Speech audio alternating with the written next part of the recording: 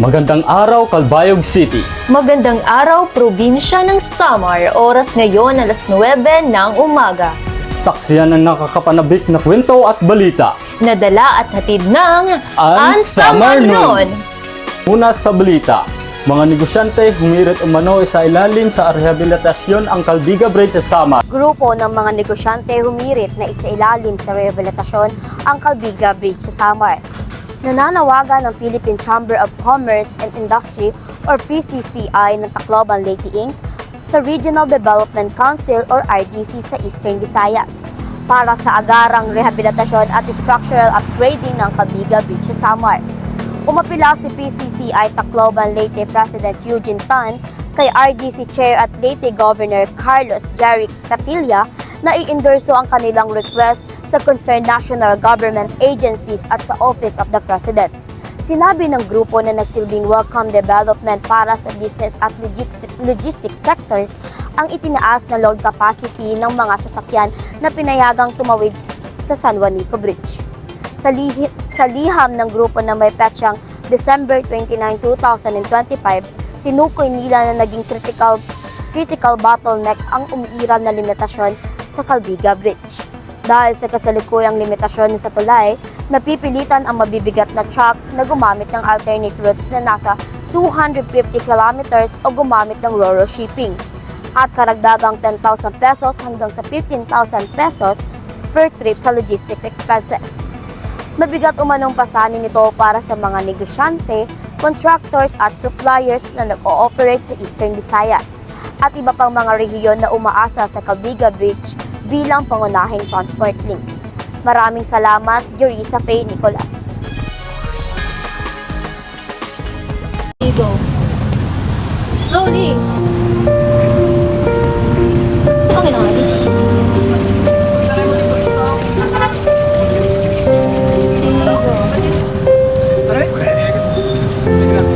Go. Tisina. Oh, Gusto mo bang sumama pakalay tayo? ano? Anong ibig mong sabihin? Parang iba na yung sinasabi mo ah. Magpakalay tayo kung saan mo gusto. Anong saan ko gusto? Dito yung gusto ko. Wala. Kasi kung saan gusto mo yung gusto mo talaga. Anong gusto? Dito nga ang gusto ko. Magkasama na tayo dito. Ano bang ibig mong sabihin? Kaya nga, nandito na tayo. Diretso mo na. Basta, sumama ka na lang kung saan. Ano ba?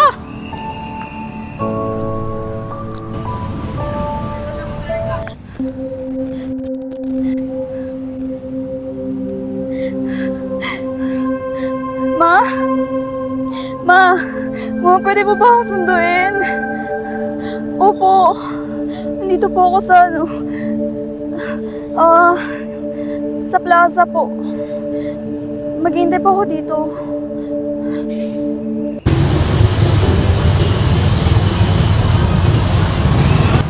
Hindi masamang magmahal. Ngunit habang maaga, tamang pagdidesisyon ay isaalang-alang.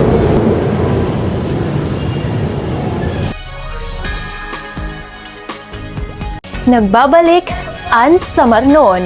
Para naman sa national na balita, 40 pataas na edad na pinakaapektado ng non-communicable diseases nitong holiday season ayon sa Department of Health. Nagbabalita, Sheena Fernandez. Mga edad na 40 pataas, pinakaapektado ng non-communicable diseases nitong holiday season mula sa Department of Health.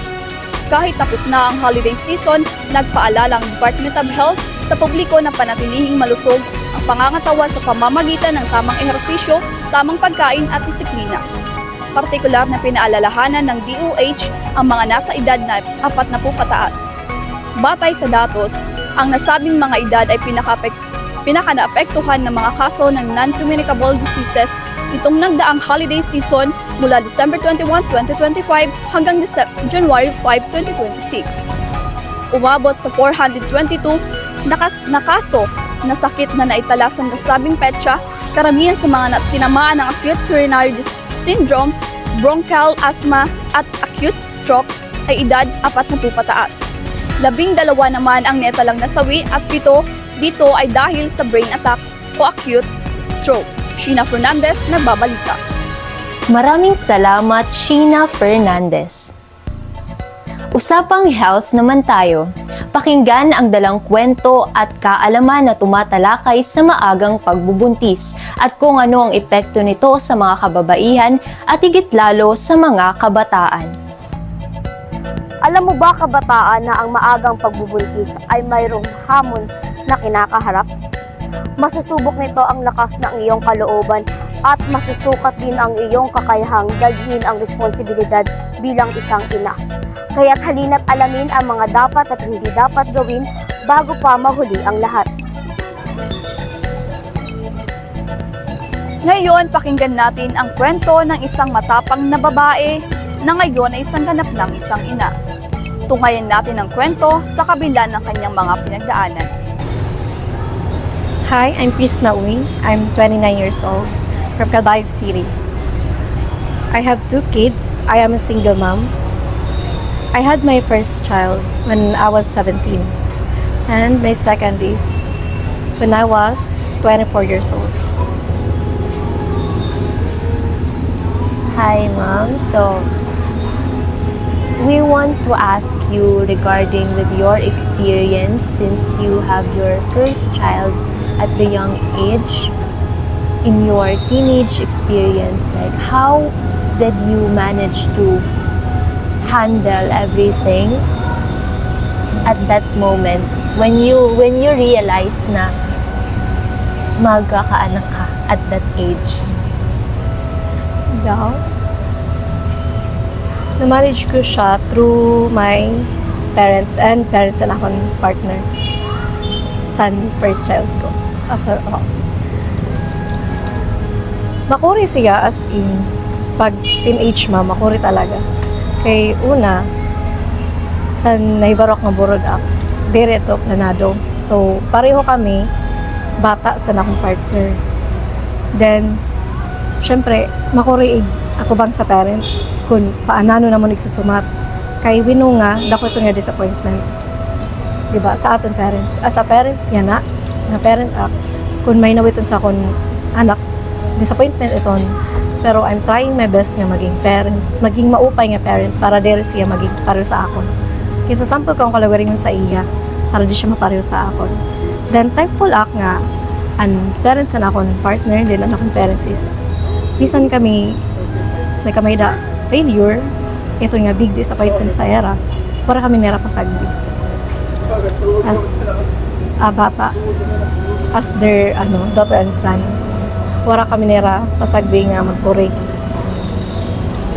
Ada sara nag-shoulder sa naman financial habang diri pa namo kaya. Then ada sara naka-support talaga, moral support sa tanan. Since you've overcome that time when imo struggle na naranasan and then your parents helped you, ano yung lesson na gusto mong up until now gusto mong dalhin na na-experience mo that time? Dapat talaga nakaplano tanan. Dapat may kalugaringon ka nga desisyon. Dapat maaram ka mag-decide para sa mo self, di ba? Kasi pag nakaasa ka lalawat kasi tanan sa imo parents, masyado kay kasi naging dependent sa parents eh. So, kasabot na tanan is madali. Asya ito na, magiging teenage mom. Kasi, kasabot pa nga, every time, adaton parents, na-support sa aton, oh God, ada sara. Pero diri tanan na oras, pero may sara buhi. Diba? So, anak ko niya na, in the last life lesson, is diri kit magmadali. Dapat, planado gud atong kinabuhi. I-consider ta diri la aton self. I-consider ta na aton surroundings na nakapalibot sa aton ng mga tawo nga kaya kit support oo. Pero nagkukurelat sila diri la kita. Tapos ang imo future, paanano ang imo future sa imo mga kids? Kung teenage ka pala ito na temprano ka nagkapamilya. Although nakakaya gadig overcome pero iba gyapon pag nakaplano na stable ka na financially. Tapos, ito na, may kursunada ka na gud, ada na bugos na gud ang imong loob para sana. Since you've mentioned po na dapat may plano, hanggang sana, if it's okay to ask lang po ba, if it is planned or accident lang na It is accidental talaga. Kay waray kasi talaga sa plano. Syempre kay kabataan. Pag once as babae, pag once sa tatagan kit promise, ginhatag tatanan eh. Syempre, siguro ang mali ko la is as a bata, nagtapo daklat san promise, san bata liwat, which is dapat dere. Asya nga, pag sudsanahan ni, magpinsal ka good, planuhon mo good. An imo future, planuhon mo good imo future, dere and present. Kay kasi dere ka dadadun sa imo present sa imo future. Kung maray ka plano liwat. damo na po ang mga young people nowadays na bagan nadadara sa mga influences from other young people as well. So, direct, hindi ka po ba natatakot sa mga judgments? Like, that time na ganito, ano yung sasabihin sa akin? Ano yung gagawin mo? Actually, at first, na hadlok ako talaga. I'm afraid, syempre, kay as a young mom, wala akong mga ka-age, na kanano man siya kay temprano nagkaanak. Nakaradlok sana nga i-judge ka, pero syempre pag ada ka na kasi sa nakamutangan, bagan bisan ka nahadlok, ani mo kasi focus is sa imo na anak, sa imo gindadarang anak, dere na para sa imo kaluguringon. So bagan bisan ka nahadokin sa aside mo na la ito, kay mas importante man an ada yan na sa imo ani mo kamutangan nga kung nanay mo maupay nga may himo para maging better ka in the future. Asya, bisan nahadlok up, baliwala ko na sin. Kaya kasi pag once pagpadara, di na kasi nagtitikang stress and depression sa kabataan. Labi pa yan na kasi na generation is mas malaksi sara mag-give up compared sa daan ng mga generation. Kaya kasi mas malaksi sara maapektuhan sa stress and depress. Asya nga, pag once magpadara ka talaga, ito na mo magiging ending, depression. Since, yeah, that's really a reality nowadays. Reality Is talaga gadget talaga is, and social media is the major influence sa atin mga younger generation yan na. So, muna kasi sarang nakikita. And I want to ask, sa that time po, na imo na experience, sino ang mga tao nga imo ginduduuhan? Number one talaga nila akong parents. So, mga santapa. Kaya kasi, saran pinakaharani sa akon niya. San maaramak nga, ada talaga sa akon ni ko na kaalalay. Then, akong mga kabugtuan, kay bisan nagkukurelat sara, pero sara nagpapabaya sa akon. Or san amon ibalat na kabugtuan. Ano pa na-feel mo sa na that time? Bagan, happy ako raw kay kasi bisan may nabo ini nga naging disappointed ako sa era at a young age. Warak nera pasagding. Ginpakita gyapon nera nga blood is thicker than water. Yeah. Ada gyapon ito talaga. Hindi ko gaginda lahat nga pamilya kay may iba talaga nga pamilya nga wala talaga labot sa neray kasing family. Pero anak kong family, mayakan ko nga bisan makuri ada sara permanente. So maaram ako naging dependent ako raw sa era. Pero bisan ako naging dependent sa era, gintry ko gyapon tumindog sa akong kalugaring mga PL. Naging independent ako gyapon sa yana. San amon kalugaring na finances. Pagpada ko sa nakon kids, kaya na kasi wala na partner. Like, single mom na good luck yan. Wala partner, solo parent. So ako tanan sa nakon mga kids. Then nakasirinyak nga happy ako kay tungod sa era bulig, naging suksiniak yan. Naging ako as a parent, naging independent. And that made you a strong mom.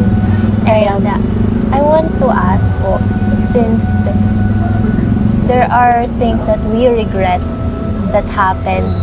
Diba you said na, sana nagplano ako, sana ginawa ko to.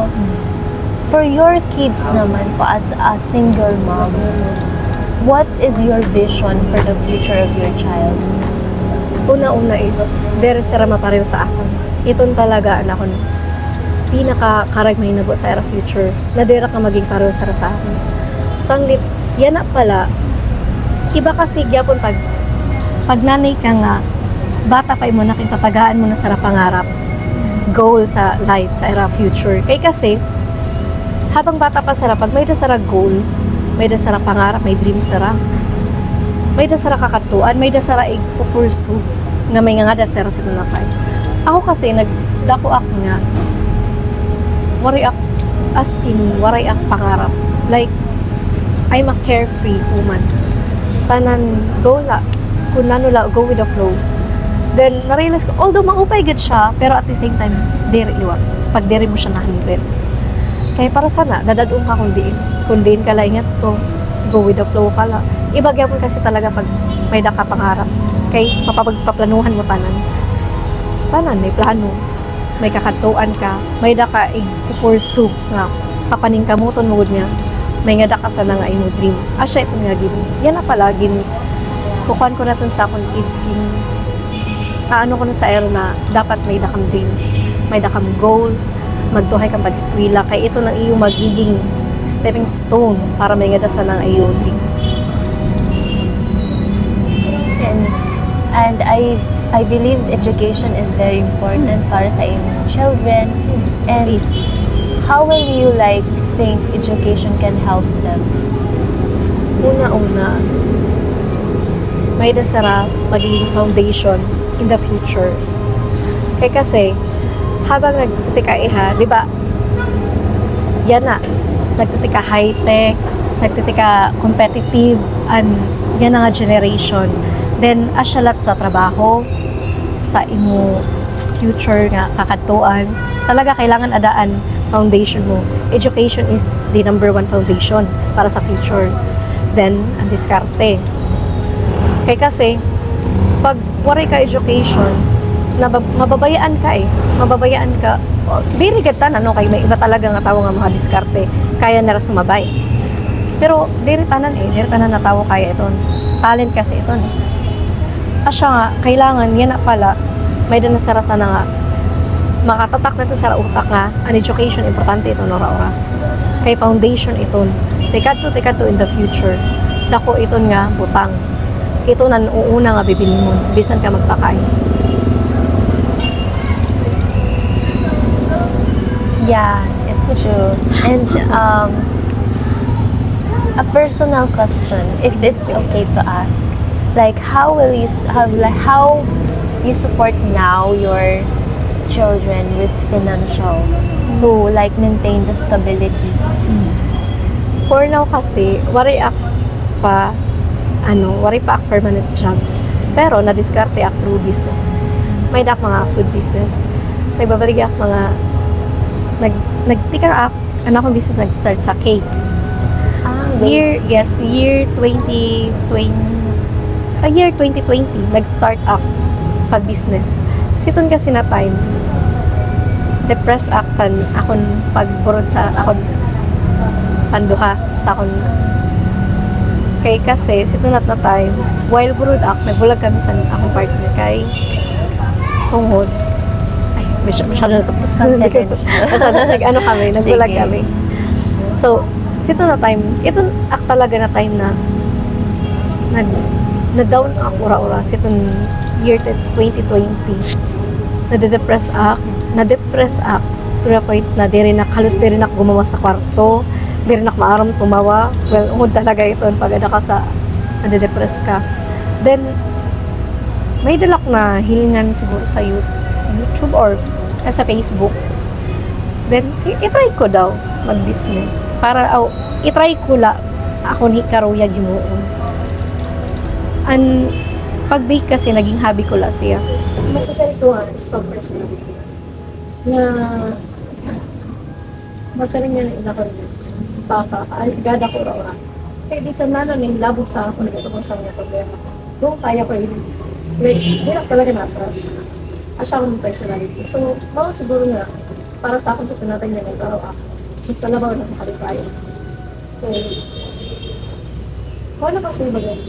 Damo ako friend, pero at the same time, loner ako. Anak ko through feelings, or through, through emotions, pero ko siya nagagawa sa ibang tao.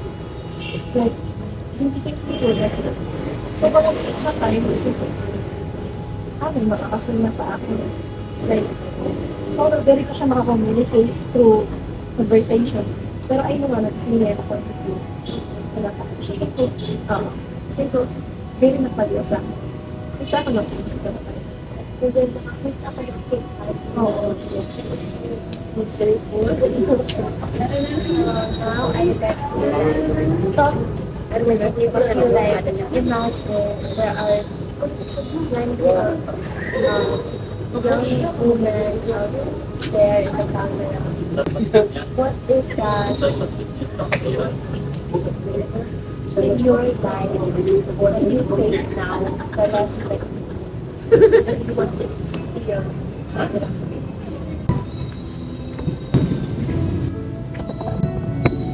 Live for yourself, not for others. Number one ka talaga ito na may kaya sa mga young generation.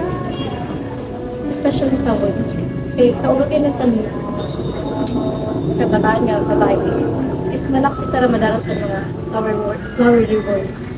Diba? Ayaw kang pagpadaan. Ito mo, in the future, mag-asawa mga order, babae ka, may rapi ka lugar yung niya panunod. May kakantuan kita sa nuray na lang. Sangit, live for yourself, not for others. Sa buhay, walang kasiguraduhan. Pero bawat desisyon natin ay may marka sa ating mga buhay. Bilang kabataan, huwag nating baliwalain ang mga payo at gabay sa atin ng ating mga magulang.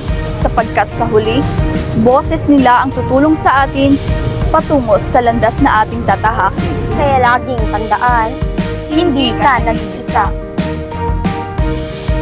Yan ang mga kwento at balita ang ating natunghayan. Muli ako si Heart Andrea Casio. At ako naman si Rimart Juanillo. Sasamahan kayo sa masulok ng Rion 8. Pakatutukan at abangan. Inian sa Sa Marnon! Marnon!